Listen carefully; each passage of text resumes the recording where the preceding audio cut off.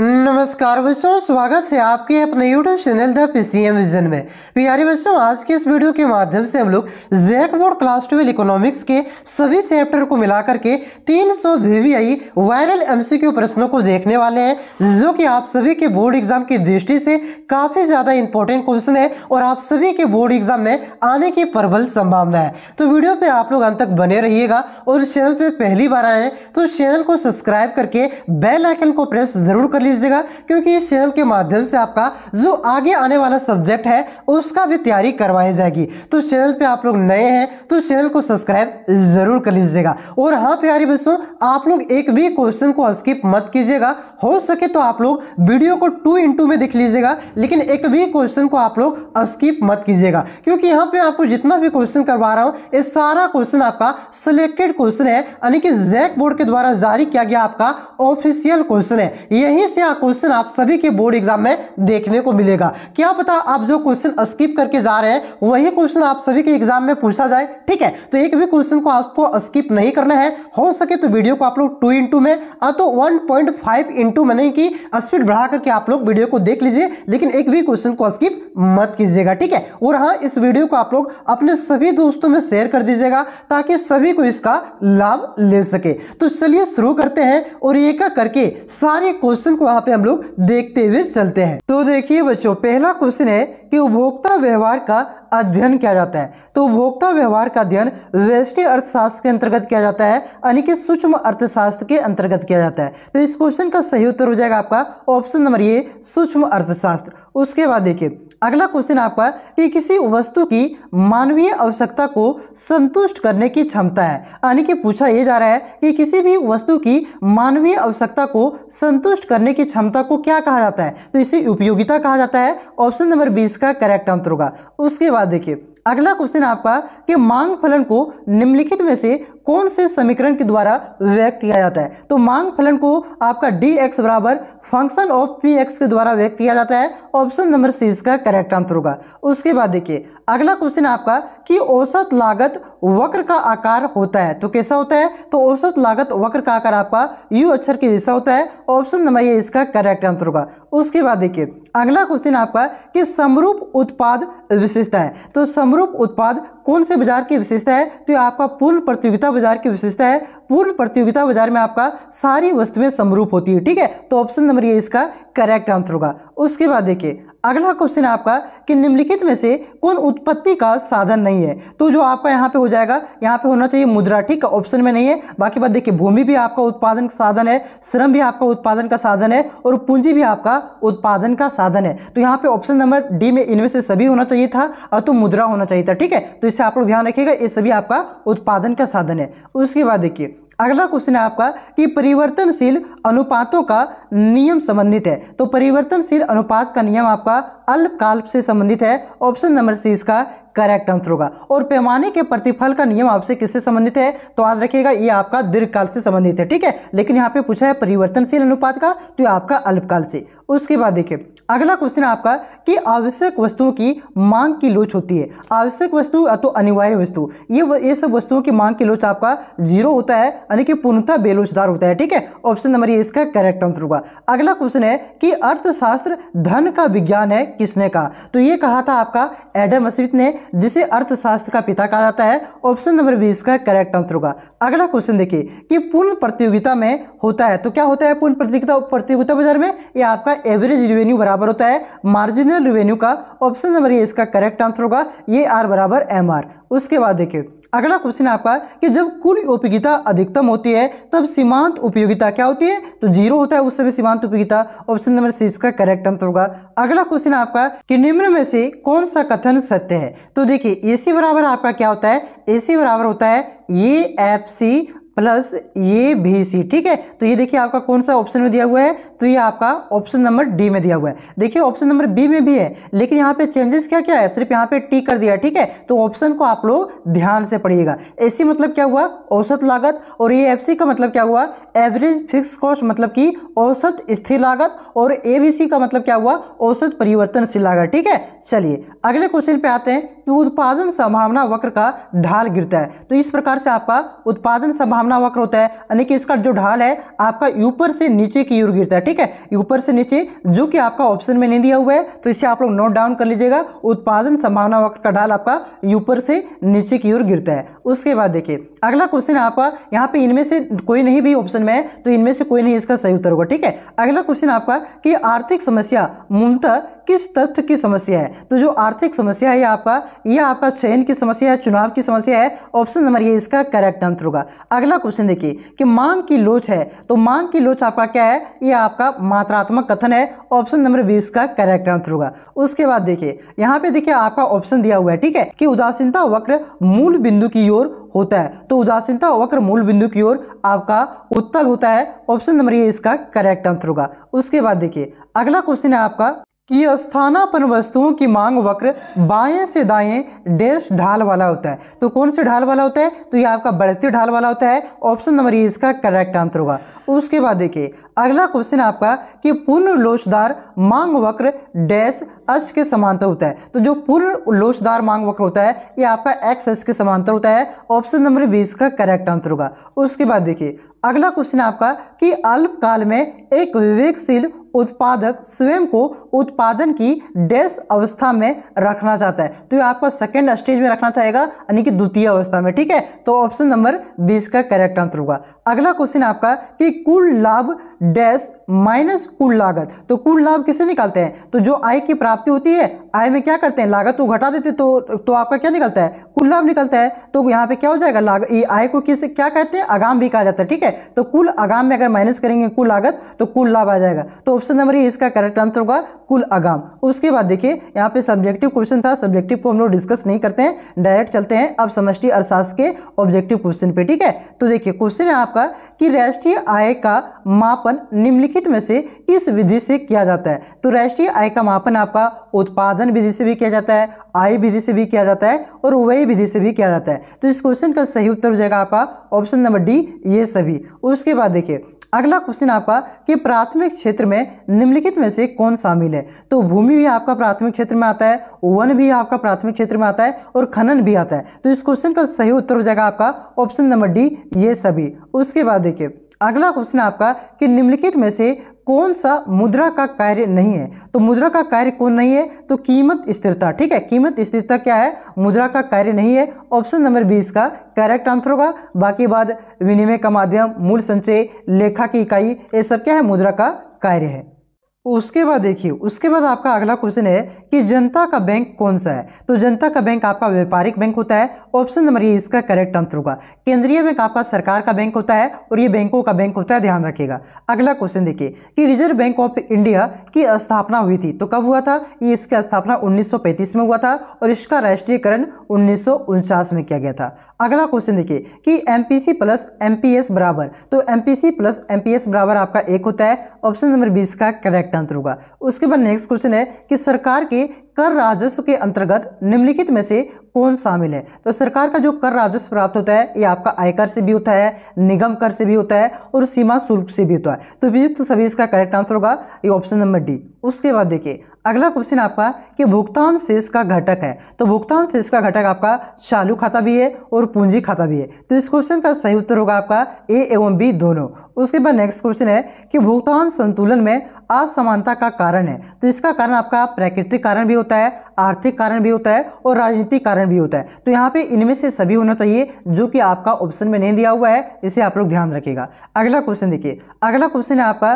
कि गुणक को निम्नलिखित में से किस सूत्र के द्वारा व्यक्त किया जा सकता है, तो गुणक बराबर क्या होता है, यानी कि के बराबर आपका क्या होता है, के बराबर आपका होता है डेल्टा वाई बटा डेल्टा आई। डेल्टा वाई का मतलब क्या हुआ, डेल्टा वाई का मतलब हुआ आय में परिवर्तन और डेल्टा आई का मतलब क्या हुआ, निवेश में परिवर्तन। ये होता है आपका गुणक का फॉर्मूला, के का फॉर्मूला। ठीक है, तो ऑप्शन नंबर 20 का सही उत्तर होगा। उसके बाद देखिए अगला क्वेश्चन है कि परिवार फर्मों को निम्नलिखित में से कौन सी सेवा प्रदान करते हैं, तो परिवार फर्मों को आपका भूमि, श्रम और पूंजी, ये तीनों सेवा आपका प्रदान करते हैं। ऑप्शन नंबर डी इसका करेक्ट आंसर होगा, उपयुक्त सभी। उसके बाद देखिए अगला क्वेश्चन आपका कि निम्नलिखित में से कौन सा स्टॉक है, तो जो आपका संपत्ति है, संपत्ति आपका क्या है, एक स्टॉक है। उसके बाद देखिए अगला क्वेश्चन आपका कि 3 क्षेत्रीय मॉडल में निम्नलिखित में से कौन शामिल है, तो 3 क्षेत्रीय मॉडल में आपका परिवार भी शामिल होता है, फर्म भी शामिल होता है और सरकार भी शामिल होता है। तो इस क्वेश्चन का सही उत्तर हो जाएगा आपका उपयुक्त सभी ऑप्शन नंबर डी।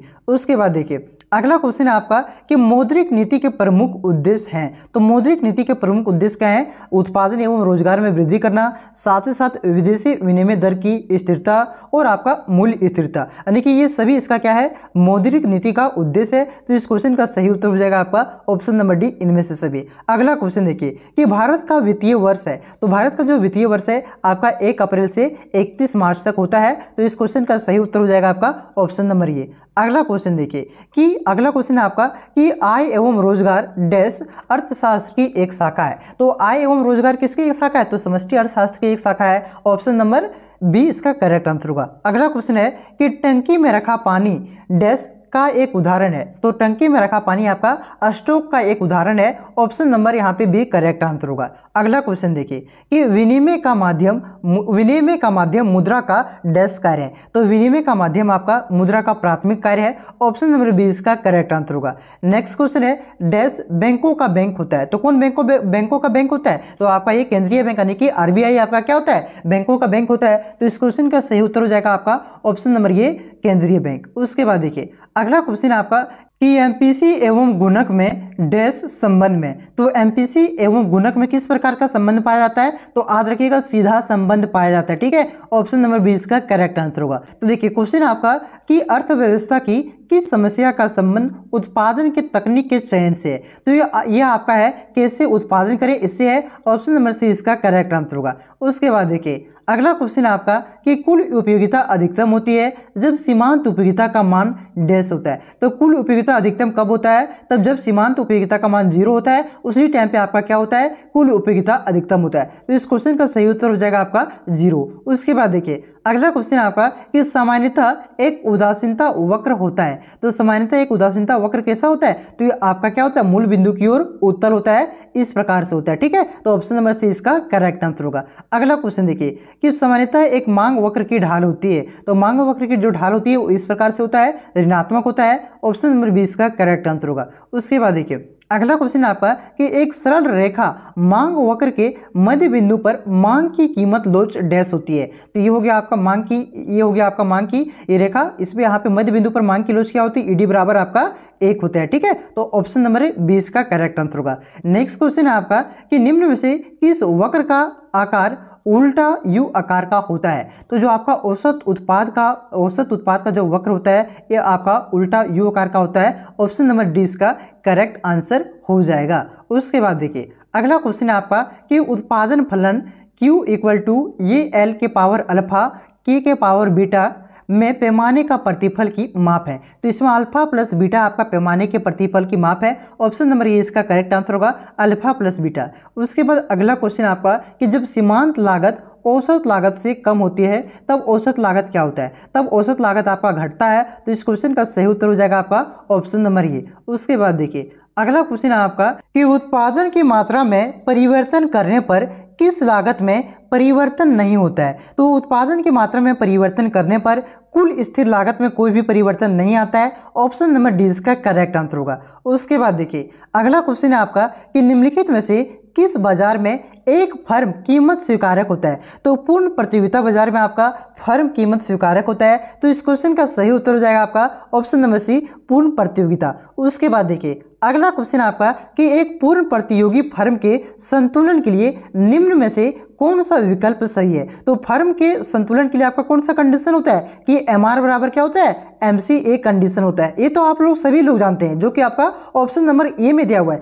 लेकिन ये जो आपका एमआर माइनस एमसी बराबर 0 है ये भी सही है, और एमआर भागा एमसी बराबर 1 है ये भी सही है। ठीक है, अगर आप ये कैसे सही है, क्यों आया, कैसे आया, ये मैंने मॉडल पेपर में बताया हुआ था डिटेल में। अगर आप लोग देखना चाहते हैं तो लिंक मैं प्लेलिस्ट का नीचे डिस्क्रिप्शन में दे दिया हूँ, आप लोग उसे वहां से जाकर के देख सकते हो। ठीक है, यहाँ पे मैं रिविजन करवा रहा हूँ, यहाँ पे कोई भी क्वेश्चन डिटेल में डिस्कस नहीं करूंगा, क्योंकि आपके पास भी समय नहीं है। क्योंकि एग्जाम आपका हो सकता है वीडियो देख रहे होंगे 5 घंटा पहले, 5 घंटा बाद एग्जाम होगा, 5 घंटा पहले आप लोग वीडियो देख रहे होंगे, तो अब डिटेल में देख करके कोई फायदा नहीं है। जितना ज्यादा हो सके कि एक बार आप लोग क्वेश्चन देखिए, सारा क्वेश्चन रिविजन करने का प्रयास कीजिए, इससे आपका रिजल्ट अच्छा होगा। ठीक है, तो इनमें से सभी इसका करेक्ट आंसर होगा। अगला क्वेश्चन देखिए कि निम्नलिखित रेखा चित्र से पूर्ति की लोच के किस मान को माप हो सकती है? तो इसका सही उत्तर होगा आपका 1 से कम। जब ये आपका x से निकलता है तब क्या होता है? 1 से कम होता है पूर्ति की लोच का मान। ठीक है, तो यहाँ पे देखिए कौन सा ऑप्शन में दिया हुआ है, तो ऑप्शन नंबर बी में दिया है। ऑप्शन नंबर बी इसका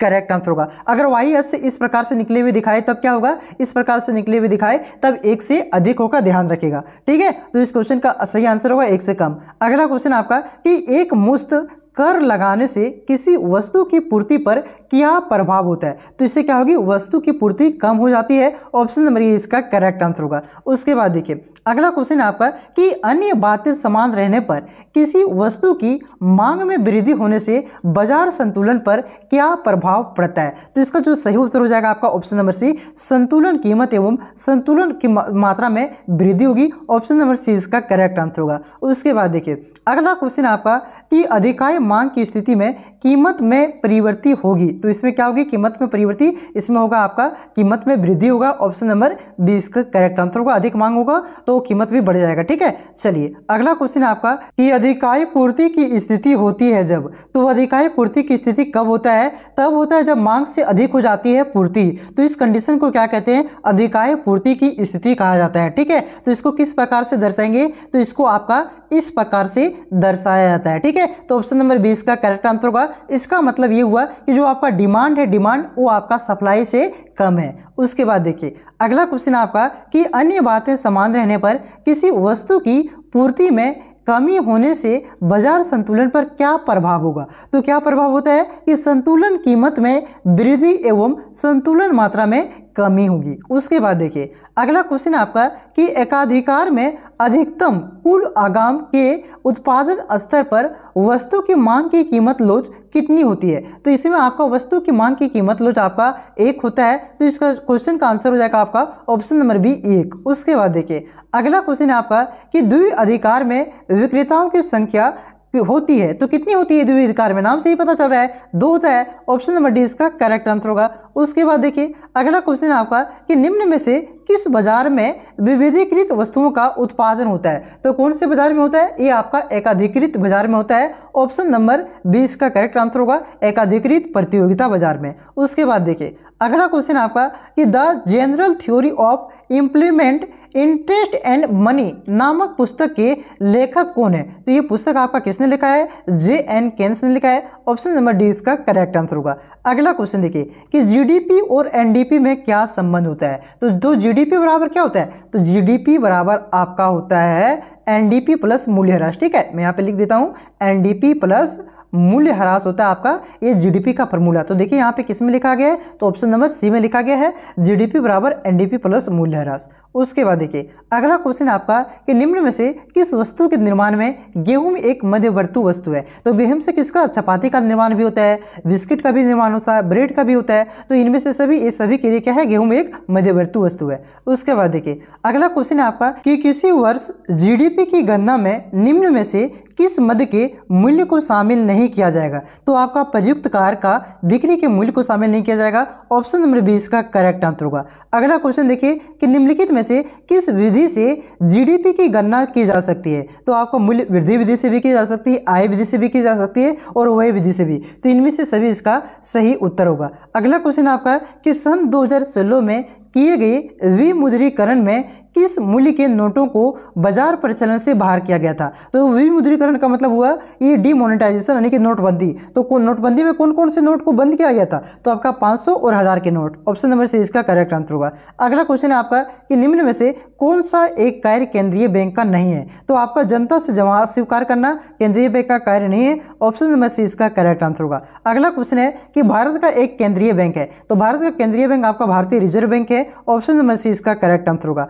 अगला क्वेश्चन है कि निम्नलिखित में से सबसे तरल मुद्रा कौन सी है? तो सबसे तरल मुद्रा आपका M1 मुद्रा होती है। ऑप्शन नंबर ए इसका करेक्ट आंसर होगा। उसके बाद नेक्स्ट क्वेश्चन है कि उपभोग फलन C बराबर A प्लस BY में प्रेरित उपभोग है। तो इसमें प्रेरित उपभोग कौन सा है? तो इसमें आपका BY क्या है? प्रेरित उपभोग है। ऑप्शन नंबर डी इसका करेक्ट आंसर होगा। अगला क्वेश्चन है कि MPC प्लस MPS बराबर कितना होता है? तो 1 होता है। ऑप्शन नंबर सी इसका करेक्ट आंसर होगा। अगला क्वेश्चन है आपका कि निम्न रेखा चित्र में स्वायत्ता निवेश की रेखा है, तो इस रेखा चित्र में आपका स्वायत्ता निवेश की रेखा आपका CD है, ये है, ठीक है, तो ऑप्शन नंबर सी इसका करेक्ट आंसर होगा। अगला क्वेश्चन देखिए कि किसी अर्थव्यवस्था में यदि MPS बराबर 0.4 है तो गुणक का मान क्या होगा। तो देखिए गुणक यानी कि के बराबर क्या होता है 1/MPS होता है, कुछ नहीं करना है आपको, 1/0.4 बैठा देना है। अब पॉइंट हटाएंगे, ऊपर में क्या बैठेगा 0 बैठेगा। अब 4 से 10 को काटेंगे तो कितना बार में कटेगा,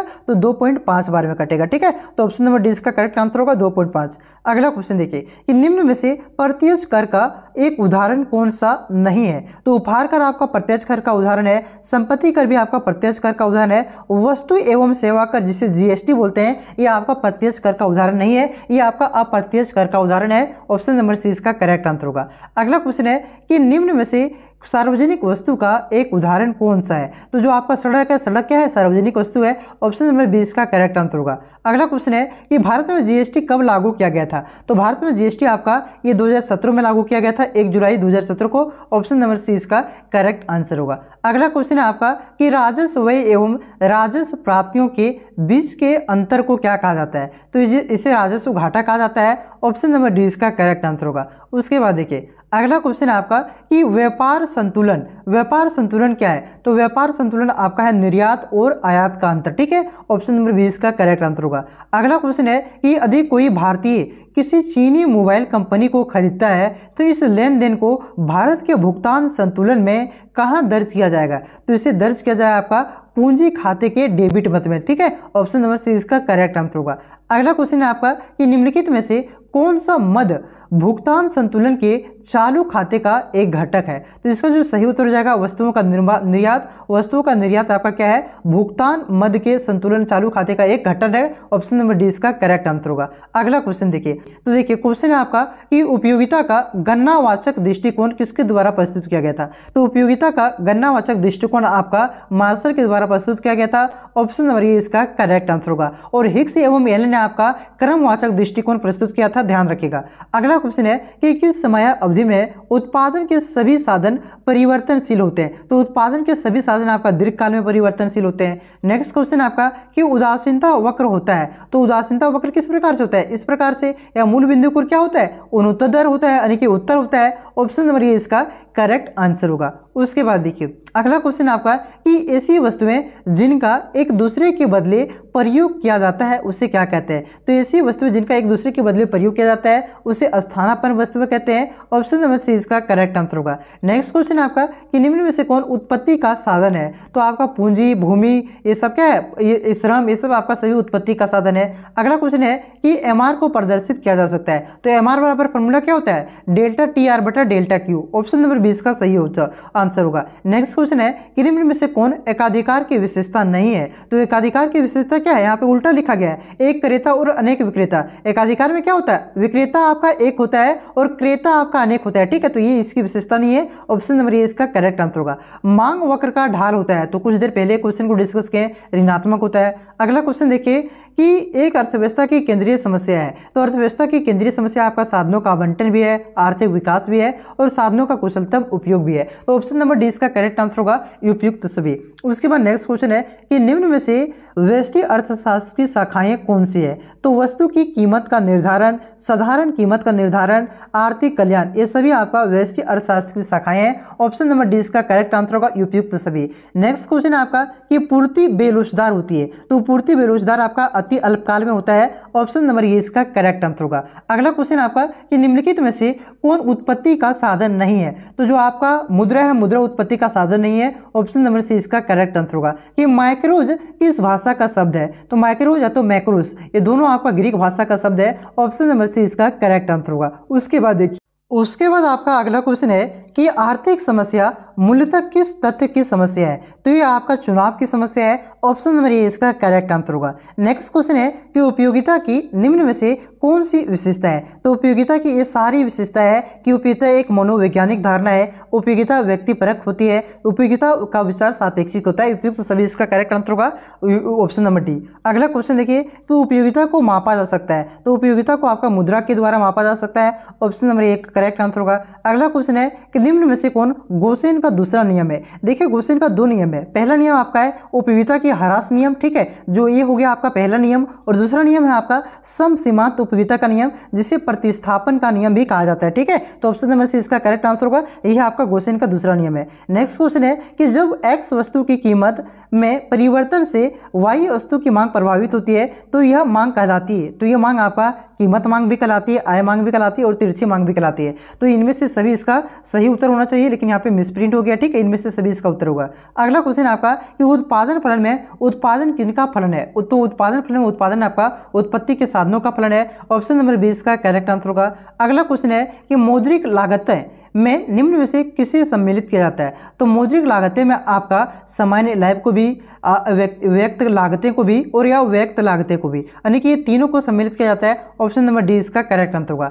अगला क्वेश्चन है कि समष्टि अर्थशास्त्र के अंतर्गत निम्न में से किसका अध्ययन किया जाता है? तो इसके अंतर्गत आपका आय एवं रोजगार का सिद्धांत, सामान्य कीमत स्तर एवं मुद्रास्फीति, व्यापार चक्र का सिद्धांत, ये सभी का अध्ययन किया जाता है। उपयुक्त सभी इसका करेक्ट आंसर होगा, ऑप्शन नंबर डी। अगला क्वेश्चन है कि पूंजी की स्टॉक में वृद्धि कहलाती है? तो पूंजी के स्टॉक में वृद्धि आपका पूंजी निर्माण कहलाती है। ऑप्शन नंबर सी इसका करेक्ट आंसर होगा। नेक्स्ट क्वेश्चन है कि प्रवाह के अंतर्गत निम्न में से कौन शामिल है? तो प्रवाह के अंतर्गत आपका आता है उपभोग भी, आय भी और निवेश भी, ठीक है, ये सभी शामिल है। ऑप्शन नंबर डी इसका करेक्ट आंसर होगा, उपयुक्त सभी। अगला क्वेश्चन है कि प्राथमिक क्षेत्र में सम्मिलित होता है? तो प्राथमिक क्षेत्र में आपका कृषि सम्मिलित होता है। ऑप्शन नंबर ये इसका करेक्ट आंसर होगा। बाकी बात खुदरा व्यापारी आता है, ये आपका तृतीय क्षेत्र में आता है, और जो आपका लघु उद्योग है ये आपका द्वितीय क्षेत्र में आता है, ठीक है। चलिए अगले क्वेश्चन पे आते हैं कि NNMP निम्न में से किसके बराबर होता है? तो NNMP आपका ये आपका GNP at market price minus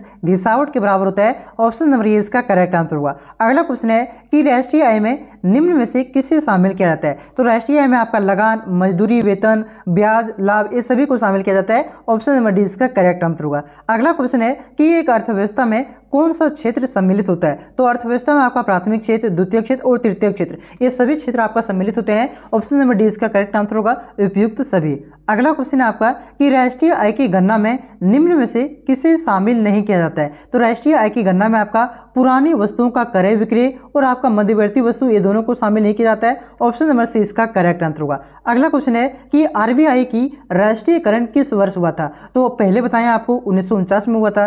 next question है आपका कि किन्स के अनुसार अर्थव्यवस्था में आय एवं रोजगार का संतुलन स्तर कहाँ स्थापित होता है? तो किन्स के अनुसार आपका जो अर्थव्यवस्था में आय एवं रोजगार का संतुलन स्तर आपका AD बराबर, जहाँ पे एग्रीगेट डिमांड बराबर हो जाता है एग्रीगेट सप्लाई के, वहीं पे होता है, ठीक है। ऑप्शन नंबर सी इसका करेक्ट आंसर होगा, जब AD बराबर AS होता है। उसके बाद देखिए अगला क्वेश्चन है आपका कि किन्स ने अर्थव्यवस्था में न्यून मांग की दशा को किस नाम से पुकारा है? तो इसे अपूर्ण रोजगार के नाम से पुकारा है। ऑप्शन नंबर बी इसका करेक्ट आंसर होगा, अपूर्ण रोजगार संतुलन, ठीक है। उसके बाद देखिए अगला क्वेश्चन आपका कि पंजाब नेशनल बैंक निम्न में से क्या है? तो ये आपका व्यापारिक बैंक है। ऑप्शन नंबर ए इसका करेक्ट आंसर होगा। उसके बाद देखिए अगला क्वेश्चन है कि साख मुद्रा का विस्तार होता है जब नगद कुश अनुपात क्या होता है? घटता है, ठीक है। जब नगद कुश अनुपात घटता है तब क्या होता है? साख मुद्रा का विस्तार होता है। इसलिए इस क्वेश्चन का सही उत्तर होगा आपका ऑप्शन नंबर ए, घटता है। अगला क्वेश्चन आपका कि निम्न में से किस वर्ष भारत में व्यावसायिक बैंकों का राष्ट्रीयकरण हुआ था? तो भारत में व्यावसायिक बैंकों का राष्ट्रीयकरण आपका 1969 में हुआ था। ऑप्शन नंबर सी इसका करेक्ट आंसर होगा। क्वेश्चन रिपीट हो रहा है कि मुद्रा पूर्ति का नियमन कौन करता है? तो मुद्रा पूर्ति का नियमन आपका भारतीय रिजर्व बैंक ऑफ इंडिया करता है। ऑप्शन नंबर सी इसका करेक्ट आंसर होगा। अगला क्वेश्चन आपका है कि प्राथमिक घाटे को व्यक्त किया जा सकता है। तो प्राथमिक घाटे को आपका व्यक्त किया जा सकता है राजकोषीय घाटे माइनस ब्याज भुगतान, ठीक है। तो यहाँ पे देखिए राजकोषीय घाटा माइनस यहाँ पे ब्याज भुगतान है, यहाँ माइनस छूट गया है। ऑप्शन नंबर सी इसका करेक्ट आंसर होगा, यहाँ पे बीच में माइनस होना चाहिए, ठीक है। अगला क्वेश्चन देखिए, अगला क्वेश्चन है कि निम्न में से कौन एक कर प्राप्तियां नहीं है? तो देखिए जो आपका फीस है, फीस आपका कर प्राप्तियां नहीं है, इससे आपका सरकार को कोई भी फायदा नहीं होता, कोई भी इनकम प्राप्त नहीं होता है, ठीक है। तो यही इसका करेक्ट आंसर होगा ऑप्शन नंबर डी, फीस आपका एक कर प्राप्तियां नहीं है। बाकी बात आयकर, निगम कर, सीमा शुल्क, ये सब क्या है? कर प्राप्तियां है, टैक्स प्राप्त होता है, इससे फीस से टैक्स प्राप्त नहीं होता है। अगला क्वेश्चन आपका कि निम्न में से असंतुलित बजट है। तो आपका जो अतिरिक्त बजट तो घाटे का बजट है, ये दोनों आपका असंतुलित बजट है। यही इसका करेक्ट आंसर होगा, ए और बी दोनों। संतुलित बजट का मतलब हुआ जिसमें ना घाटा होना चाहिए ना ही इसमें ज़्यादा पैसा बचना चाहिए। पैसा बच जाता है उसे अतिरिक्त बजट कहते हैं, और जिसमें घाटा लग जाता है, ज़्यादा पैसा खर्चा हो जाता है, उसे घाटे का बजट कहते हैं। ठीक है, तो असंतुलित ये दोनों आपका हो गया। संतुलित उसे कहेंगे जिसमें ना घाटा लगना चाहिए ना अतिरिक्त बजट होना चाहिए। ठीक है, चलिए तो ऑप्शन नंबर ए और बी इसका दोनों का सही उत्तर होगा। अगला क्वेश्चन है आपका कि जिस कर प्रणाली में करों की दर आय वृद्धि के साथ साथ घटती जाती है उसे क्या कहते हैं? तो उसे कहा जाता है आपका प्रतिगामी कर प्रणाली। ऑप्शन नंबर सी इसका करेक्ट आंसर होगा। अगला क्वेश्चन आपका कि भुगतान शेष के अंतर्गत निम्नलिखित में से कौन सी मदें सम्मिलित होती है? तो भुगतान शेष के अंतर्गत आपका दृश्य मदें, अदृश्य मदें और पूंजी अंतरण, ये तीनों मदें आपका सम्मिलित होती है। तो इस क्वेश्चन का सही उत्तर हो जाएगा आपका ऑप्शन नंबर डी, उपयुक्त सभी। क्वेश्चन क्या है कि निम्नलिखित में से कौन अर्थव्यवस्था की केंद्रीय समस्या है? तो जो आपका किसके लिए उत्पादन हो, यह आपका अर्थव्यवस्था की केंद्रीय समस्या है। ऑप्शन नंबर घ इसका करेक्ट आंसर होगा। नेक्स्ट क्वेश्चन है कि निम्नलिखित में से कौन किसी वस्तु की मांग को प्रभावित करने वाला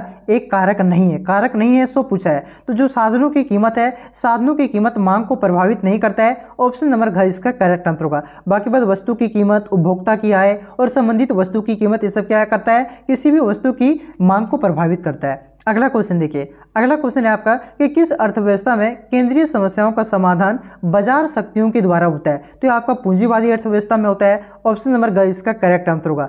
अगला क्वेश्चन है आपका कि उत्पादन संभावना वक्र का दाहिनी ओर विवर्तित होने का क्या कारण है? तो दाहिनी ओर विवर्तित होने का क्या कारण है? तो ये तकनीकी विकास होगा। ऑप्शन नंबर ग इसका करेक्ट आंसर होगा। अगला क्वेश्चन है आपका कि किसी वस्तु के उपभोग में एक अतिरिक्त इकाई के परिवर्तन को क्या कहा जाता है? तो इसे क्या कहा जाता है? उसे सीमांत उपयोगिता कहा जाता है। जहां भी आपको एक अतिरिक्त दिख जाए तो याद रखिए वहां सीमांत हो जाएगा। ठीक है, अगला क्वेश्चन देखिए कि कुल उपयोगिता अधिकतम होती है जब सीमांत उपयोगिता का मान होता है। तो सीमांत उपयोगिता का मान 0 होता है, उस टाइम पे क्या होता है? कुल उपयोगिता अधिकतम होता है। बहुत ही इंपॉर्टेंट क्वेश्चन है ये, प्रत्येक साल बोर्ड एग्जाम में आइए जाता है। ठीक है, देखिए 5 मॉडल सेट में आपका ये क्वेश्चन लगभग था। अगला क्वेश्चन आपका कि उदासीनता वक्र के संबंध में कौन सा कथन असत्य है? तो देखिए पहला कथन आपका कि उदासीनता वक्र का ढाल ऋणात्मक होता है, तो ये कथन आपका सही है। दूसरा आपका उदासीनता वक्र मूल बिंदु की ओर उत्तल होता है, तो ये भी कथन आपका सही है। उदासीनता वक्र को समसंतुष्टि वक्र भी कहा जाता है, तो ये भी इसका सही है। ठीक है, उसके बाद देखिए अगला है आपका दो उदासीनता वक्र एक दूसरे को प्रतिच्छेद करता है। तो ये हमेशा याद रखिएगा, दो उदासीनता वक्र एक दूसरे को कभी भी प्रतिच्छेद नहीं करता है। ये कथन आपका सत्य है, कभी भी प्रतिच्छेद नहीं करता है। ठीक है, यहाँ पे क्या बोल रहे हैं? एक दूसरे को प्रतिच्छेद करता है, तो ये कथन आपका गलत है। एक दूसरे को कभी भी प्रतिच्छेद नहीं करता है। ठीक है, चलिए अगला क्वेश्चन पे आते हैं। अगला क्वेश्चन आपका कि निम्नलिखित में से दो वस्तुओं का कौन सा संयोग पूरक वस्तु का एक संयोग है? तो पूरक वस्तु यानी कि एक के बिना दूसरे का काम ना चले। ठीक है, ऐसी वस्तुओं के संयोग को क्या कहते हैं? पूरक वस्तु कहते हैं। ठीक है, देखिए चाहे वो कॉफी क्या है? ये आपका प्रतिस्थापन वस्तु है। पेप्सी एवं मिरिंडा भी आपका प्रतिस्थापन वस्तु है। लक्स साबुन एवं डव साबुन ये भी आपका प्रतिस्थापन वस्तु है।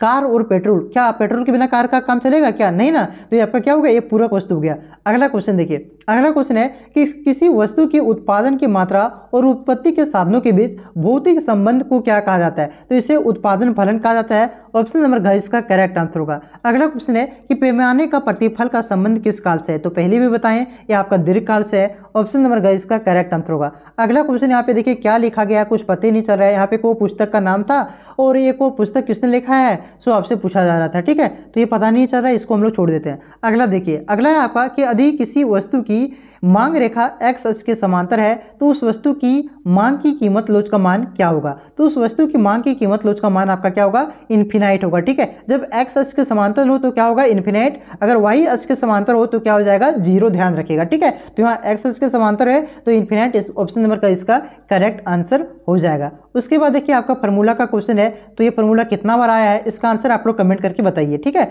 चलिए नेक्स्ट क्वेश्चन पे आते हैं कि अल्पकाल में उत्पादन प्रक्रिया में कौन से साधन होते हैं? तो अल्पकाल रहे चाहे दीर्घकाल, उत्पादन प्रक्रिया में आपका दोनों प्रकार के साधन होते हैं, स्थिर साधन और परिवर्तनशील साधन। ठीक है, तो इस क्वेश्चन का सही उत्तर हो जाएगा आपका ऑप्शन नंबर क और ख दोनों, जो कि यहाँ पे थोड़ा मिसप्रिंट हो गया, इसका ऑप्शन नंबर क और ख दोनों करेक्ट आंसर होगा, ठीक है, जो कि ऑप्शन नंबर ग में होना चाहिए था, जो कि नहीं है, मिसप्रिंट है। चलिए अगला क्वेश्चन यहाँ पे है कि ए आर प्रदर्शित करता है, तो ए आर बराबर क्या होता है, तो ए आर बराबर होता है क्या, टी आर बटा क्यू होता है ए आर बराबर, ठीक है। तो ऑप्शन नंबर ए इसका करेक्ट आंसर होगा। एवरेज रेवेन्यू का फॉर्मूला ये होता है, टोटल रेवेन्यू को बिक्री की कुल इकाई से, कुल साधन की इकाई से भाग दे देंगे तो आपका ए आर आ जाएगा। अगला क्वेश्चन है कि ए आर का वक्र एक्स अक्ष के समांतर होता है, तो कौन से बाजार में होता है, तो पूर्ण प्रतियोगिता बाजार में होता है। उसके बाद देखिए अगला क्वेश्चन है आपका कि पूर्ण प्रतियोगिता में ए आर तथा एम आर के बीच संबंध पाया जाता है, तो पूर्ण प्रतियोगिता में क्या होता है, ए आर और एम आर क्या होता है, बराबर होता है। ऑप्शन नंबर का इसका करेक्ट आंसर होगा। देखिए ये क्वेश्चन आपका छूट गया था क्या, कि ए आर वक्र एक्स अक्ष के समांतर होता है, तो ये ऐसा कौन बाजार में होता है, ए आर का जो वक्र है ए एक्स अक्ष के समांतर कौन से बाजार में होता है, तो ये आपका ये पूर्ण प्रतियोगिता बाजार में होता है। और यही ए आर का जो वक्र होता है वही आपका एम आर का वक्र होता है और वही आपका प्राइस का वक्र होता है। आप लोग इसे ध्यान रखिएगा, ठीक है, क्योंकि पूर्ण प्रतियोगिता में क्या होता है, ए आर बराबर एम आर होता है, एम आर बराबर ही क्या होता है, प्राइस होता है, ठीक है। तो ये आपका ये तीनों का एक ही वक्र होता है और ये आपका एक्स अक्ष के समांतर होता है। चलिए अगला क्वेश्चन पे आते हैं कि समरूप उत्पाद किस बाजार की विशेषता है, तो समरूप उत्पाद आपका केवल पूर्ण प्रतियोगिता बाजार की विशेषता है। ऑप्शन नंबर का इसका करेक्ट आंसर होगा। नेक्स्ट क्वेश्चन है आपका कि विभेदीकृत कीमत किस बाजार की विशेषता है, तो ये आपका एकाधिकार बाजार की विशेषता है विभेदीकृत कीमत। ऑप्शन नंबर का इसका करेक्ट आंसर होगा। उसके बाद अगला क्वेश्चन है आपका कि परिवर्तनशील अनुपात के नियम के अनुसार एक विवेकशील उत्पादक उत्पादन की किस स्तर पर उत्पादन करना चाहता है, तो ये आपका द्वितीय अवस्था में करना चाहेगा। ऑप्शन नंबर का इसका करेक्ट आंसर होगा। अगला क्वेश्चन है आपका कि जीडीपी और एनडीपी में क्या संबंध है, तो जीडीपी बराबर होता है आपका एनडीपी प्लस मूल्य ह्रास, तो यही इसका संबंध होता है। ऑप्शन नंबर का इसका करेक्ट आंसर होगा, जीडीपी बराबर एनडीपी प्लस मूल्य ह्रास। उसके बाद देखिए अगला क्वेश्चन है कि निम्न किस वस्तु के निर्माण में गेहूं एक मध्यवर्ती वस्तु है, तो आपका चपाती के निर्माण में भी एक मध्यवर्ती वस्तु है, बिस्किट के निर्माण में भी और ब्रेड के निर्माण में भी, इनमें से सभी इसका करेक्ट आंसर होगा। रिपीट हो रहा है क्वेश्चन। अगला क्वेश्चन देखिए कि राष्ट्रीय आय का अध्ययन किस अर्थशास्त्र की से संबंधित है, तो ये आपका समष्टि अर्थशास्त्र से संबंधित है। ऑप्शन नंबर का इसका करेक्ट आंसर होगा। यहाँ पे मिसप्रिंट होकर के समष्टि की जगह कुछ और लिख दिया, ठीक है, तो राष्ट्रीय आय का अध्ययन आपका समष्टि अर्थशास्त्र से संबंधित है। अगला क्वेश्चन यहाँ पे देखिए कुछ पुस्तक का नाम यहाँ पे दिया गया था जो कि यहाँ पे कुछ मैच नहीं किया, ठीक है, कि अलग टाइप का लिख दिया, पता नहीं, तो ये पता नहीं चल रहा है, इसको हम लोग छोड़ देते हैं। चलिए अगले क्वेश्चन पे आते हैं। अगला क्वेश्चन आपका कि निम्नलिखित में से किस विधि से यहाँ पे होगा राष्ट्रीय आय, ठीक है, राष्ट्रीय आय की गणना की जा सकती है, तो मूल्य वृद्धि विधि से भी, आय विधि से भी और व्यय विधि से, ठीक है, ये तीनों से आपका राष्ट्रीय आय की गणना की जा सकती है। ऑप्शन नंबर घ इसका करेक्ट आंसर होगा, इनमें से सभी। उसके बाद देखिए अगला क्वेश्चन है आपका कि निम्न में से कौन सा कार्य केंद्रीय बैंक का नहीं है, तो केंद्रीय बैंक का कौन सा कार्य नहीं है, मुद्रा का निर्गमन करना ये है, साख का नियंत्रण ये भी है, सरकार का बैंक तो ये है, ठीक है, जनता का जमा स्वीकार करना ये केंद्रीय बैंक का कार्य नहीं है, ये व्यापारिक बैंक का कार्य है। ऑप्शन नंबर ग इसका करेक्ट आंसर होगा। अगला क्वेश्चन है कि भारत का एक केंद्रीय बैंक है, तो भारत का केंद्रीय बैंक कौन सा है, तो ये है आपका भारतीय रिजर्व बैंक। ऑप्शन नंबर ग इसका करेक्ट आंसर होगा। अगला क्वेश्चन है कि निम्नलिखित में से सबसे तरल मुद्रा कौन सी है, तो ये एम1 मुद्रा आपका सबसे तरल मुद्रा है, ठीक है। उसके बाद देखिए यहाँ पे भी आपका क्या हो गया पता नहीं, यहाँ पे देखिए क्वेश्चन ऐसा होना चाहिए था कि एमपीसी प्लस एमपीएस बराबर क्या होता है, तो आपसे पूछा जाना है, ठीक है। तो इस कंडीशन में देखिए एमपीसी प्लस एमपीएस बराबर 1 होता है, बता चुके हैं आपको। अगला क्वेश्चन है आपका कि किसी अर्थव्यवस्था में यदि एमपीसी बराबर 0.2 है तो गुणांक का मान क्या होगा, तो देखिए गुणांक बराबर आपका क्या होता है, गुणांक बराबर आपका होता है के बराबर आपका होता है 1/1 माइनस एमपीसी। और देखिए यहाँ पे एमपीसी का वैल्यू कितना दिया है, एमपीसी का वैल्यू दिया है 0.2 दिया है, ठीक है। तो यहाँ पे देखिए क्या करेंगे 1 माइनस 0.2 पुट करेंगे, तो यहाँ पे क्या करेंगे वही रहने देते हैं, 1 का 1 होगा और यहाँ पे 1 में 0.2 घटाएंगे तो क्या आएगा, तो 0.8 आएगा और 8 को यहाँ पे पॉइंट हटाएंगे तो ऊपर में एक 0 बैठेगा। अब 8 से 10 को काटेंगे तो क्या आएगा, 8 से 10 को काटेंगे तो 1.25 आएगा, ठीक है। तो इस क्वेश्चन का सही उत्तर हो जाएगा ऑप्शन नंबर का। उसके बाद देखिए अगला क्वेश्चन आपका कि निम्न में से प्रत्यक्ष कर का एक उदाहरण कौन सा नहीं है, तो देखिए आपका जो वस्तु एवं सेवा कर है ये प्रत्यक्ष कर का उदाहरण नहीं है, ये आपका अप्रत्यक्ष कर का उदाहरण है। अगला क्वेश्चन आपका कि राजस्व व्यय एवं राजस्व प्राप्तियों के बीच के अंतर को क्या कहा जाता है, तो इसे राजस्व घाटा कहा जाता है। ऑप्शन नंबर घ इसका करेक्ट आंसर होगा। अगला क्वेश्चन है कि पेंशन एवं रोजगार भत्ते डैश है, तो पेंशन एवं रोजगार भत्ते आपका ये हस्तांतरण आए हैं। ऑप्शन नंबर क इसका करेक्ट आंसर होगा। अगला क्वेश्चन देखिए, अगला क्वेश्चन है कि एक देश में कितना केंद्रीय बैंक होता है, तो एक देश में आपका एक ही केंद्रीय बैंक होता है और आपका भारत का केंद्रीय bank reserve bank of India है, ठीक है। तो ऑप्शन नंबर ग इसका करेक्ट आंसर होगा। होगा 1। अगला क्वेश्चन देखिए कि निम्न में से कौन मुद्रा का कार्य है। तो मुद्रा के कार्य कौन कौन से हैं। तो विनिमय का माध्यम है और मूल्य का मापक भी है। तो ऑप्शन नंबर क और ख यहाँ पे होना चाहिए था। ये दोनों आपका मुद्रा के कार्य हैं। ऑप्शन नंबर ग इसका करेक्ट आंसर होगा। अगला है कि भारत में 1 रुपये का नोट जारी करता है। तो कौन जारी करता है। तो ये आपका भारत का वित्त मंत्रालय जारी करता है और सारे नोट आपका भारत का रिजर्व बैंक ऑफ इंडिया जारी करता है। लेकिन 1 रुपये का नोट आपका भारत का वित्त मंत्रालय जारी करता है। और इसमें किसका साइन होता है। तो इसमें 1 रुपये के नोट में आपका भारत के वित्त सचिव का साइन होता है। ठीक है। अगला क्वेश्चन देखिए कि निम्नलिखित में से कौन सा प्रत्यक्ष कर है। तो प्रत्यक्ष कर आपका जो है उपहार कर, क्या उपहार कर आपका प्रत्यक्ष कर है। बाकी बात उत्पादन कर, रोजगार कर, बिक्री कर, इस आपका अप्रत्यक्ष कर का उदाहरण है। उपहार कर आपका प्रत्यक्ष कर का उदाहरण है। अगला क्वेश्चन देखिए कि गुणक किसके बराबर होता है। तो गुणक आपका विनियोग में परिवर्तन के परिणाम स्वरूप आय में परिवर्तन के बराबर होता है। ऑप्शन नंबर का इसका करेक्ट आंसर होगा। अगला क्वेश्चन है कि 1 रुपये के नोट के अलावा अन्य नोटों को कौन जारी करता है। तो 1 रुपये के नोट को छोड़ करके अन्य सभी नोट को आपका रिजर्व बैंक ऑफ इंडिया जारी करता है। ऑप्शन नंबर का इसका करेक्ट आंसर होगा। उसके बाद देखिए अगला क्वेश्चन आपका कि निम्नलिखित में से कौन भारतीय स्टेट बैंक के कार्य हैं, यानी कि व्यापारिक बैंक के कौन सा कार्य है, इसको आपसे पूछ रहा है। तो ये जनता का जमा स्वीकार करता है, तो ये आपका कार्य है। उसके बाद जनता को ऋण देता है, लोन देता है, तो ये भी इसका कार्य है। ठीक है। तो ये और भी इसका दोनों सही उत्तर हो जाएगा। उसके बाद देखिए क्वेश्चन आपका कि व्यष्टि अर्थशास्त्र में सम्मिलित होती है। तो व्यष्टि अर्थशास्त्र में आपका ये व्यक्तिगत इकाई, छोटे छोटे चर और व्यक्तिगत मूल्य का निर्धारण भी इसमें सम्मिलित होता है। तो इस क्वेश्चन का सही उत्तर हो जाएगा आपका ऑप्शन नंबर का उपयुक्त सभी। उसके बाद देखिए अगला क्वेश्चन आपका कि सम सीमांत उपयोगिता नियम को कहा जाता है। तो सम सीमांत उपयोगिता नियम को आपका प्रतिस्थापन का नियम भी कहा जाता है। ऑप्शन नंबर ग इसका करेक्ट आंसर होगा। और यह गोसेन का दूसरा नियम है, तो गोसेन का दूसरा नियम भी इसे कहा जाता है, ध्यान रखिएगा। अगला क्वेश्चन है कि मांग वक्र का ढाल होता है। तो मांग वक्र का ढाल इस प्रकार से होता है। ठीक है। तो इधर हो गया बायां, उधर हो गया दायां, तो बाएं से दाएं नीचे की ओर। ठीक है। बाएं से दाएं नीचे की ओर। ऑप्शन नंबर ग इसका करेक्ट आंसर होगा। अगला क्वेश्चन है कि किस प्रकार की वस्तुओं के मूल्य बढ़ने पर मांग में कमी नहीं होती है। तो जो आपका अनिवार्य वस्तु होते हैं उसका कितना भी दाम बढ़ जाए, जैसे दवा, नमक हो गया, उसके मांग में कोई भी कमी नहीं होने वाला। ठीक है।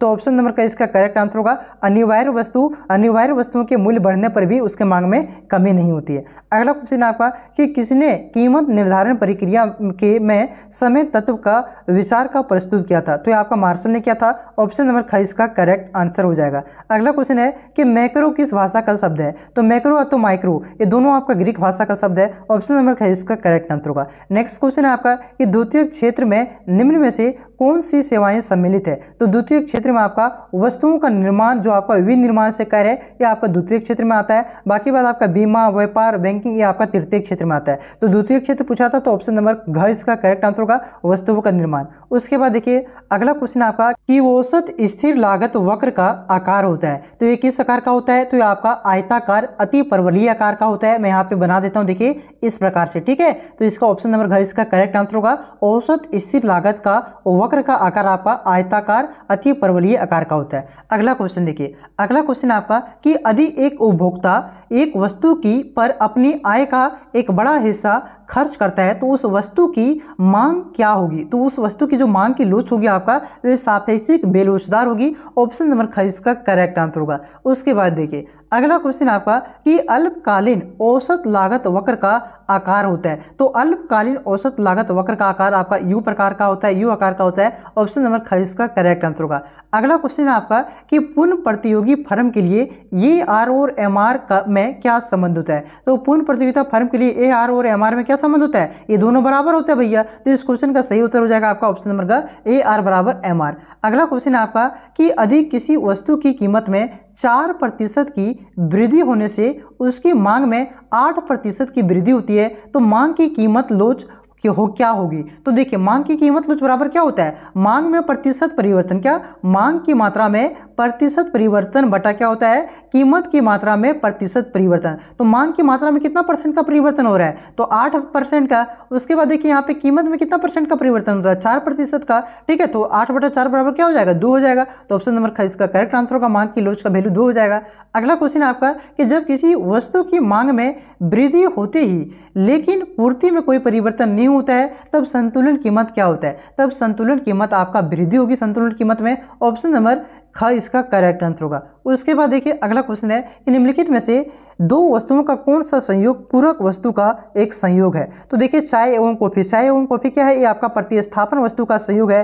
पेप्सी एवं मिरिंडा, ये भी आपका प्रतिस्थापन वस्तु का संयोग है। जो आपका चाय और चीनी है, चाय और चीनी क्या है आपका, ये पूरक वस्तु का संयोग है। चाय के बिना आपका चीनी का कोई काम नहीं है और चीनी के बिना चाय का कोई काम नहीं है। अगला क्वेश्चन देखिए, अगला क्वेश्चन आपका कि अर्थशास्त्र मानव कल्याण का विज्ञान है, यह कथन किस अर्थशास्त्री का है। तो यह आपका मार्शल का है, ऑप्शन नंबर का इसका करेक्ट आंसर होगा। अगला क्वेश्चन आपका कि किस प्रकार की अर्थव्यवस्था में संसाधनों पर सरकार तथा निजी व्यक्तियों दोनों का स्वामित्व होता है। तो यह आपका मिश्रित अर्थव्यवस्था में, ऑप्शन नंबर का इसका करेक्ट आंसर होगा। अगला क्वेश्चन है आपका कि नीचे दिए गए एक फर्म के लिए सीमांत आगम अनुसूची से वस्तु की 5 इकाई उत्पादन से कुल आगाम क्या होगा। तो कुल आगाम यहाँ पे पूछ रहा है और कहाँ तक, आपका वस्तु की 5 इकाई तक, ठीक है। तो देखिए कुल आगाम बराबर फॉर्मूला क्या होता है आपका, टी आर बराबर क्या होता है, टी आर बराबर होता है सिग्मा एम आर, ठीक है। सिग्मा का मतलब होता है जोड़। तो कहाँ तक बोला है, जिस इकाई तक बोला है उस इकाई तक के सीमांत आगाम को क्या करेंगे, जोड़ देंगे तो आपका कुल आगाम आ जाएगा। तो देखिए आपका फर्स्ट कितना है, यहाँ 5 तक जोड़ना पड़ेगा, 5 तक बोला है ना, 5 इकाई तक था, तो 5 इकाई तक सीमांत आगाम को जोड़ेंगे तो इसका आंसर आ जाएगा। देखिए 10 8 18 और 6 कितना हो गया, 24 और 4 कितना हो गया, 28 और 2 कितना हो गया, 30, ठीक है। तो यहाँ पे क्या हो जाएगा, टी आर बराबर यानी कि कुल आगाम बराबर क्या होगा, 5 इकाई तक, तो 30 हो जाएगा भैया। तो कौन से ऑप्शन में है, तो ऑप्शन नंबर ग में है, तो ऑप्शन नंबर ग इसका करेक्ट आंसर होगा।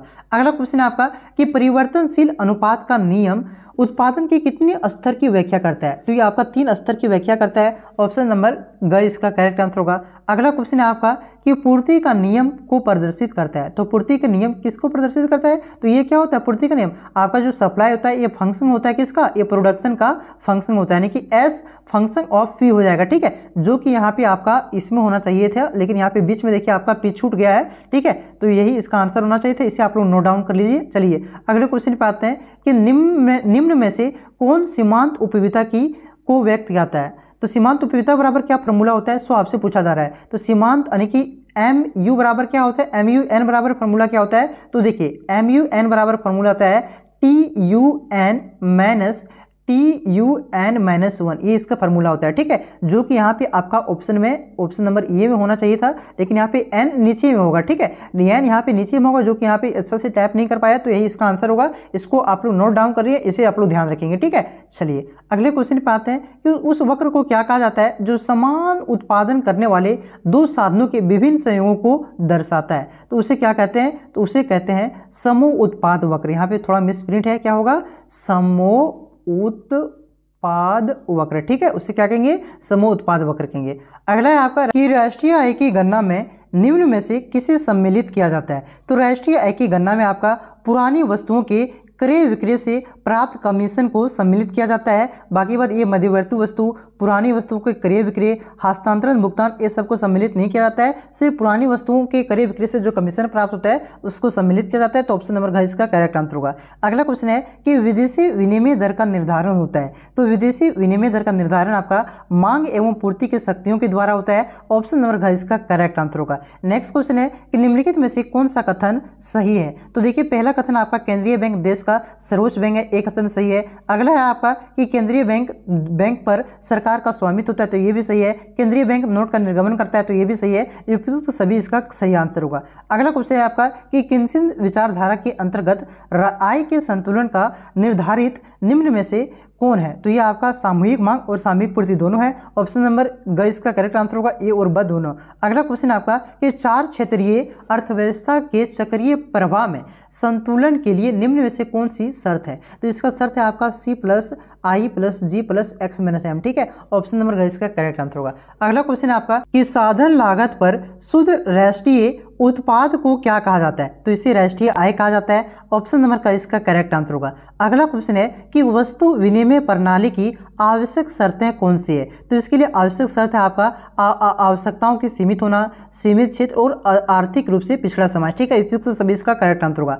अगला क्वेश्चन है आपका कि साख गुणक होता है। तो साख गुणक क्या होता है। तो ये साख गुणक बराबर होता है 1/CRR, क्या होता है 1/CRR होता है। Cash reserve ratio one by cash reserve ratio होता है, ठीक है। है, ऑप्शन नंबर का इसका करेक्ट आंसर होगा। नेक्स्ट क्वेश्चन है कि केंद्रीय बैंक साख पर नियंत्रण करती है, तो ये आपका बैंक दर के जरिए भी करती है, साथ ही साथ खुले बाजार की प्रक्रिया के जरिए भी करती है और CRR के जरिए भी करती है, ठीक है, यानी कि कैश रिजर्व रेशियो के जरिए भी करती है। तो उपयुक्त सभी इसका करेक्ट आंसर होगा। अगला क्वेश्चन है कि भारतीय बैंकिंग प्रणाली का संरक्षक कौन होता है, तो ये आपका RBI होता है, ऑप्शन नंबर का इसका करेक्ट आंसर होगा। नेक्स्ट क्वेश्चन है कि नरसिम्हा समिति का संबंध निम्न में से किससे है, तो ये आपका बैंकिंग सुधार से है, ऑप्शन नंबर का इसका करेक्ट आंसर होगा। अगला क्वेश्चन है कि भारत में बैंकिंग लोकपाल की घोषणा किस वर्ष की गई थी, तो भारत में बैंकिंग लोकपाल की घोषणा आपका 1995 में किया गया था, ऑप्शन नंबर घ इसका करेक्ट आंसर होगा। नेक्स्ट क्वेश्चन है कि निवेश के निर्धारित घटक कौन से हैं, तो निवेश के निर्धारित घटक आपका पूंजी की सीमांत क्षमता है, साथ ही साथ आपका ब्याज दर भी है, ठीक है। तो इस क्वेश्चन का सही उत्तर होगा ऑप्शन नंबर क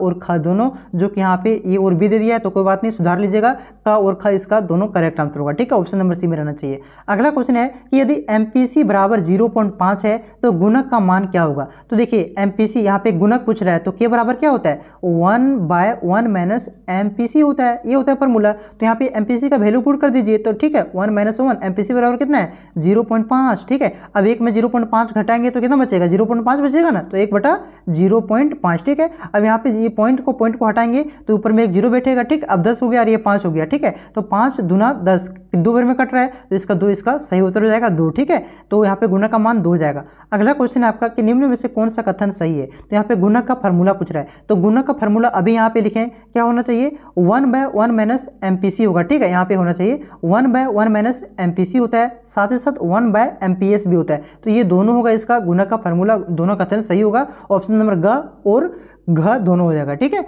अगला देखिए, अगला क्वेश्चन बहुत ही इंपॉर्टेंट और आसान क्वेश्चन है कि यदि MPC बराबर यहाँ पे क्या दिया हुआ है, MPC बराबर क्या दिया हुआ है 0.9 दिया हुआ है और आरंभिक विनियोग 100 करोड़ है, तो अर्थव्यवस्था में कुल आय में कितना वृद्धि होगी, सो आपसे पूछा जा रहा है। तो देखिए हम लोग क्या जानते हैं, हम लोग जानते हैं कि के बराबर क्या होता है, के बराबर आपका होता है बच्चों 1/1 माइनस MPC, ये होता है के बराबर, ठीक है। तो देखिए MPC का यहाँ पे वैल्यू कितना दिया हुआ है 0.9 दिया हुआ है, ठीक है। तो 0.9 यहाँ बैठा देंगे, ठीक है, 1/1 माइनस 0.9 में हम लोग क्या करेंगे, अब यहाँ पे 1 में 0.9 को माइनस करेंगे तो क्या बचेगा, आपका 1 बचेगा ना भैया, तो के बराबर क्या हो गया 1/0.1, तो यहाँ से 1 हटाएंगे तो यहाँ पे क्या हो जाएगा 10, 10/1 बराबर 10 ही आएगा, तो के बराबर यहाँ पे क्या निकला 10 निकला, ध्यान रखिएगा। अब देखिए क्या होता है डेल्टा वाई यानी कि जो आपका आय में कुल परिवर्तन यानी कि कुल वृद्धि बराबर क्या होता है, तो डेल्टा वाई इसे दर्शाया जाता है और ये इसका बराबर क्या होता है, इसका फॉर्मूला होता है के डेल आई, क्या होता है के डेल आई होता है, ठीक है। देखिए मैं कलर चेंज करता हूँ, यहाँ पे लिखता हूँ के डेल आई होता है, तो के डेल आई में यहाँ पे देखिए के का वैल्यू कितना निकालें 10 निकालें, और डेल आई का वैल्यू यहाँ पे देखिए विनियोग आपका दिया हुआ है 100 करोड़, तो यहाँ पे 10 गुना 100 करेंगे तो कितना आएगा, 10 गुना 100 करेंगे तो कितना आएगा 1000 आएगा, ठीक है। 3 को 0 यानी कि बराबर हो जाएगा 1000, ठीक है। तो 1000 करोड़ यहाँ पे किसमें दिया हुआ है, ऑप्शन नंबर ख में इस दिया हुआ है, ऑप्शन नंबर ख इसका करेक्ट आंसर होगा। तो यहाँ पे देखिए अगला क्वेश्चन है आपका कि अतिरिक्त मांग उत्पन्न होने की निम्नलिखित में से कौन से कारण है, तो अतिरिक्त मांग उत्पन्न होने की आपके ये सभी कारण है, ठीक है। ये सभी कारण यहाँ पे जो ऑप्शन में दिया हुआ है ये सभी कारण है, उपयुक्त सभी इसका करेक्ट आंसर होगा। अगला आपका है कि राजकोषीय नीति के अंतर्गत निम्नलिखित में से किसे शामिल किया जाता है, तो इसके अंतर्गत आपका ये देखिए इसके अंतर्गत आपका सार्वजनिक व्यय को भी किया जाता है, कारारोपण को भी किया जाता है और सार्वजनिक ऋण को भी शामिल किया जाता है, तो ऑप्शन नंबर घ इसका करेक्ट आंसर होगा, उपयुक्त सभी। नेक्स्ट क्वेश्चन है कि विकासशील देशों के लिए कौन सा बजट सबसे उपयुक्त है, तो घाटे का बजट आपका विकासशील देशों के लिए सबसे उपयुक्त है, ऑप्शन नंबर का इसका करेक्ट आंसर होगा। तो ये वीडियो आपको कैसा लगा आप लोग कमेंट करके जरूर बताइएगा। चलिए मिलते हैं नेक्स्ट वीडियो में, तब तक के लिए जय हिंद, जय भारत, जोहार झारखंड।